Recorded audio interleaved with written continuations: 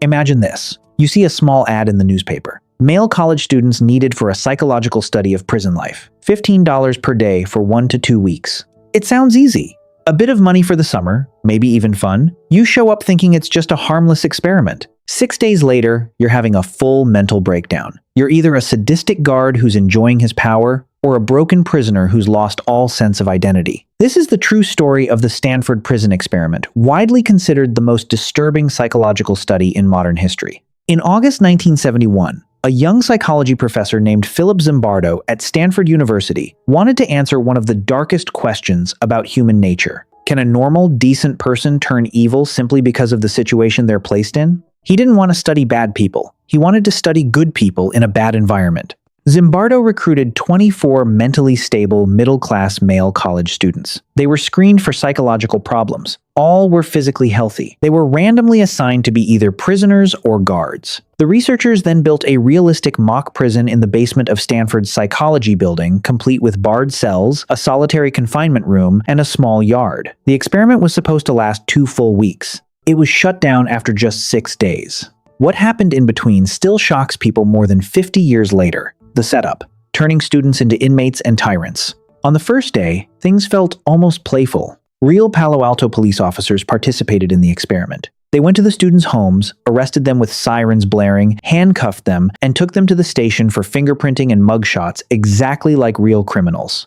At the mock prison, the prisoners were stripped naked, deloused with spray, given a numbered smock to wear with no underwear, and had a chain locked around one ankle. They were forced to call each other by numbers, only never by name. The guards were given khaki uniforms, mirrored sunglasses to hide their eyes, wooden batons, and whistles. They were told they had complete control over the prison, but they were not allowed to physically beat the prisoners. At first, everyone treated it like a game. Some guards even felt awkward giving orders. Some prisoners joked around and tried to make light of the situation. But the power imbalance was already beginning to take root. The environment was carefully designed to strip away individuality and create a real sense of authority and helplessness. Day 2. The first rebellion. By the second day, the prisoners had had enough. They ripped the numbers off their smocks. They barricaded themselves inside their cells using their mattresses. They started chanting and yelling at the guards, trying to regain some sense of control. The guards' response was swift and brutal. They blasted fire extinguishers into the cells to force the prisoners out. They stripped them naked. They confiscated their mattresses and made them sleep on the cold, concrete floor. They started waking prisoners up in the middle of the night for counts, forcing them to stand and be counted for hours on end. One guard, who nicknamed himself John Wayne, began inventing increasingly cruel and humiliating punishments. He made prisoners do push-ups while stepping on their backs. He forced them to simulate sexual acts. He made them clean toilets with their bare hands. He would yell at them, mock them, and clearly started deriving pleasure from his newfound power. Other guards began following his lead, escalating the abuse. The psychological shift was happening at terrifying speed. What started as role-playing had quickly become something much darker. Days 3 to 5. Total breakdown. The prison became a living nightmare as the days dragged on. The guards became more and more sadistic with each passing hour. They created a privilege cell for cooperative prisoners, giving them better food, beds, and blankets, which successfully turned prisoners against each other and destroyed any sense of unity. They put paper bags over prisoners' heads and marched them around in chains like animals. They forced prisoners to stand for hours with their arms outstretched in painful positions. Some guards genuinely started enjoying the power. They laughed while humiliating others and invented new forms of psychological torture. They began referring to the prisoners as animals, troublemakers, and worse, completely dehumanizing them. Sleep deprivation became a systematic tool. Guards would blast loud noises or bang on the bars at random hours to keep prisoners exhausted and disoriented. The prisoners completely fell apart under the pressure. Prisoner #height612 had a violent emotional breakdown on day 2, screaming, crying, raging, and eventually had to be released early. Prisoner #4Essex went on a hunger strike in protest. The guards punished him severely by forcing him into solitary confinement, a tiny, pitch-black closet for extended periods. They even tried to force-feed him. Many prisoners became passive, depressed, and submissive. Some started crying uncontrollably at the smallest provocation. Several prisoners completely stopped using their real names and referred to themselves only by their numbers. Their personal identities had been almost entirely erased. The constant humiliation, lack of privacy, and loss of control led to intense feelings of helplessness and despair. Even Philip Zimbardo, who was acting as the prison superintendent, got completely lost in the role. He later admitted that he became so immersed in the experiment that he failed to see how unethical and dangerous it had become. He started thinking and acting like a real prison warden, prioritizing the success of the study over the well-being of the participants. The entire basement had transformed from a simulated prison into a real environment of psychological torment. Day 6. The experiment ends. On the 6th day, Zimbardo's girlfriend, Christina Maslach, a fellow psychologist, came to visit the prison for the first time.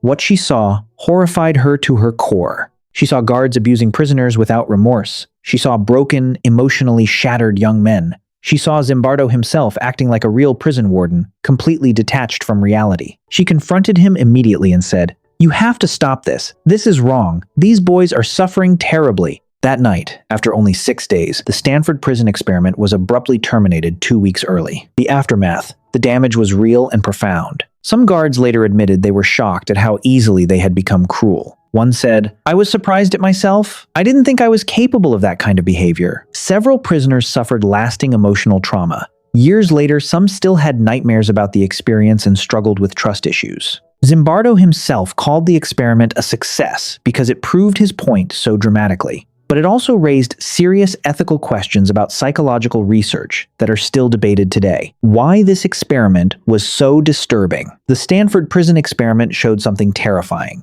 The power of the situation is much stronger than most of us believe. Normal, good-hearted college students became abusive tyrants in less than a week, not because they were evil, but because the environment gave them permission, power, and social approval to act that way. This experiment is often used to explain real-world atrocities, how ordinary Germans became concentration camp guards during the Holocaust, the Abu Ghraib prison scandal in Iraq, police brutality and systemic abuse, toxic corporate cultures and bullying in schools. Even everyday situations, like abusive relationships or corrupt institutions, it supports the idea that evil often comes from bad systems, not just bad apples. The modern controversy. In recent years, the Stanford Prison Experiment has faced heavy criticism.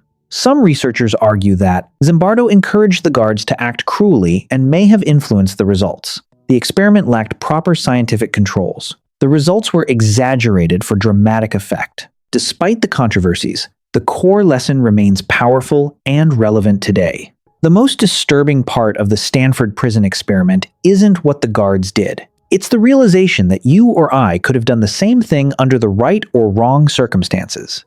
So the next time you see someone doing terrible things and think, "I would never do that," remember the Stanford Prison Experiment. Because sometimes the monster isn't inside the person. Sometimes the monster is the situation. And the line between good and evil? It might be much thinner than any of us want to admit.